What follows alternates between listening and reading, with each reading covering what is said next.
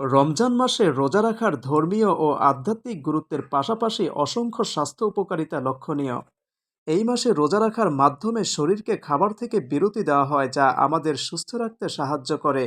এই পবিত্র মাসে রোজা রাখলে শারীরিক ও আধ্যাত্মিক উভয় সাফল্য অর্জন করা যায়। সংগৃহীত তথ্যচিত্রে চলুন তবে জেনে নেওয়া যাক রোজা রাখার কিছু স্বাস্থ্য উপকারিতা সম্পর্কে। রোজা রাখার ফলে আমাদের রোগ প্রতিরোধ ক্ষমতা ব্যাপকভাবে বৃদ্ধি পায়, প্রদাহ এবং অক্সিডেটিভ স্ট্রেস হ্রাস, প্রো ইনফ্লেমেটরি সাইটোকাইনের উৎপাদন হ্রাস করে এবং অ্যান্টিঅক্সিডেন্টের উৎপাদন বৃদ্ধি করে, যা অসুস্থতা এবং রোগের বিরুদ্ধে লড়াই করতে সহায়তা করে।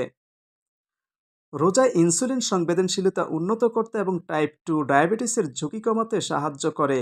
রোজার সময় শক্তির জন্য সঞ্চিত গ্লুকোজের উপর নির্ভর করলে শরীরের গ্লুকোজের মাত্রা কমে যায়, যার ফলে গ্লুকোজ নিয়ন্ত্রণ এবং ইনসুলিন সংবেদনশীলতা উন্নত হয়। ওজন কমানোর জন্য রোজা একটি দুর্দান্ত উপায়। সেহরি ও ইফতারে খাবারের পরিমাণ নিয়ন্ত্রণ করে এবং ক্যালোরি গ্রহণ কমিয়ে এই মাসে ওজন কমানো সম্ভব হতে পারে।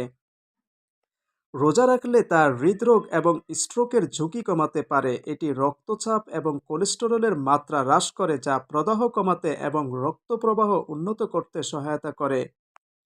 রোজা রাখার সবচেয়ে উল্লেখযোগ্য স্বাস্থ্য উপকারিতার মধ্যে একটি হলো মস্তিষ্কের কর্মক্ষমতা এবং মস্তিষ্কের কার্যকারিতার উন্নতি।